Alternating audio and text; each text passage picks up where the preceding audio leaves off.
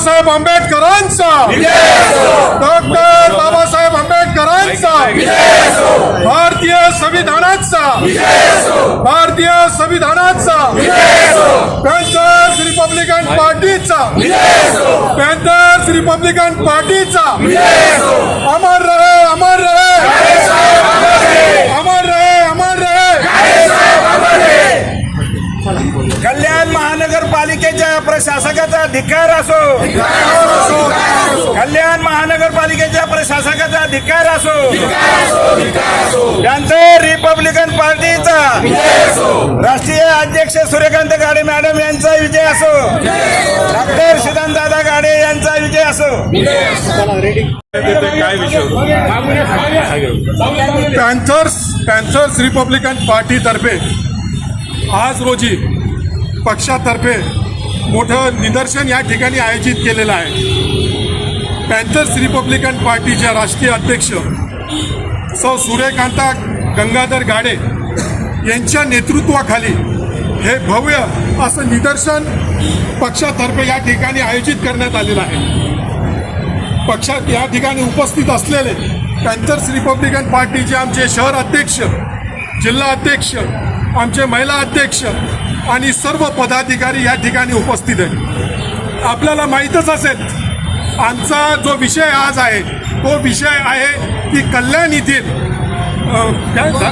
बुद्ध विहार या ठिकाणी भिक्खूंना आणि वालधुनी या ठिकाणी त्यांना मारहाण करून आणि गौतम बुद्धाची मूर्ती हटवल्याने त्या ठिकाणी पॅन्थर्स रिपब्लिकन पार्टी तीव्र शब्दात या ठिकाणी निषेध करत आहे। वारंवार समाजाला टार्गेट केल्या जात आहे, हा जातीयवादीपणा आहे का? याला सर्वस्वी सरकार जबाबदार आहे का? अगदी बरोबर आहे। याला जे शासन गेल्या अनेक वर्षापासून या ठिकाणी राज्य करत आहेत यांचं एकच ध्येय आहे की जे दलित आहेत ते अस्पृश्य आहेत यांना ज्या पद्धतीने यांना कसं यांच्या मूर्त्या असतील, भिक्खू असतील यांना कसं हे करता येईल या पद्धतीने त्यांचं हे ठरत आहे। दादा, पालकमंत्री आपल्या समाजाचे आहे, त्यांचं या घटनेकडे फारसं गांभीर्याने लक्ष नाही असं वाटतंय का तुम्हाला?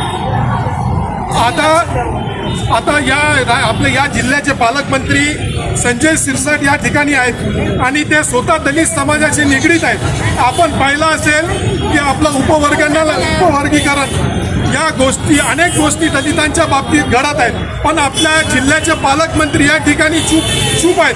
ते एक शब्द या ठिकाणी काढत नाही आहेत। हे दुर्दैव समाजाचं आहे असं मी मानतो। असं वाटतंय का सामाजिक न्याय मंत्र्याची या सर्व प्रकरणाला मूकसंमती आहे? अगदी बरोबर आहे, कारण की आज आम्हाला पालकमंत्र्याकडून सर्वसामान्य आणि दलित माणसाला आणि बहुजन समाजाला खूप मोठी अपेक्षा होती की पालकमंत्र्यांच्या हातून समाजाच्या बाबतीत काहीतरी ठोस निर्णय झाला पाहिजे, पण ते न होता आमचे अन्याय अत्याचार दिवसेंदिवस वाढत चाललेला आहे। पुढची भूमिका काय असणार आहे? आज तुम्ही निदर्शन केलंय, पुढची भूमिका काय असणार? आमची भूमिका हीच आहे की काल परवा कल्याण येथील आमचे भिक्खू बांधव आणि गौतम बुद्धांची मूर्ती हटवल्यानंतर तिथं तातडीने शासनाने आणि पोलिसांनी त्याची संपूर्ण चौकशी करून याच्यावर कडक कारवाई झाली पाहिजे। पुढची भूमिका काय म्हणजे काय आंदोलनात पवित्र येणार? आम्ही पॅन्थर्स रिपब्लिकन पार्टीतर्फे आणि आमचे सर्व जिल्ह्याचे पदाधिकाऱ्यांची बैठक घेऊन तातडीने शासनाला आणि प्रशासनाला एक अल्टिमेटम देतो की हे कालावधी दिल्यानंतर याच्यावर जर कारवाई झाली नाही तर पॅन्थर परत रस्त्यावर उतरल्याशिवाय राहणार। असाही आरोप होतो या सर्व घटनेमागे खासदार श्रीकांत शिंदे यांचा हात आहे। हो, ज्या पद्धतीने हे झालेलं आहे त्या स्वतः त्या ठिकाणी खासदार आहेत आणि खासदार असल्यामुळं ते फक्त एका समाजाचं प्रतिनिधित्व करत नाही, ते सर्व जाती धर्माचं या ठिकाणी खासदारकीचं प्रतिनिधित्व त्या ठिकाणी करत आहेत आणि असं या ठिकाणी कृत्य होणं हे खरंच लाजरवीपण आहे। धन्यवाद।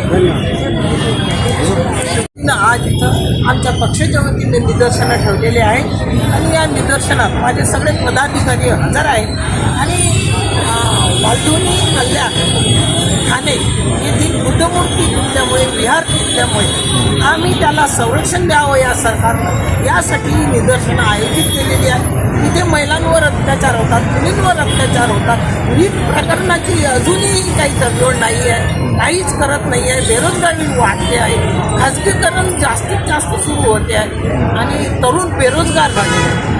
अंधश्रद्धा फैलवल्या जात आहे. असे असताना आमच्या बुद्धमूर्ती तुटल्या.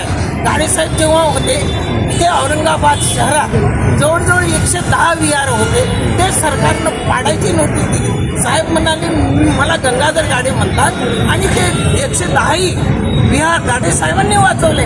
हे सर्व औरंगाबादकरांना माहिती आहे आणि जे काही आमचे लोक आहेत जिथे जिथे विहार असतील तिथे तिथे त्या जागेची किंमत ठरवून त्यांची काय ॲडव्हान्स देऊन त्यांना साहेबांनी हे म्हणजे रेग्युलराईज केलेले आहेत विहार.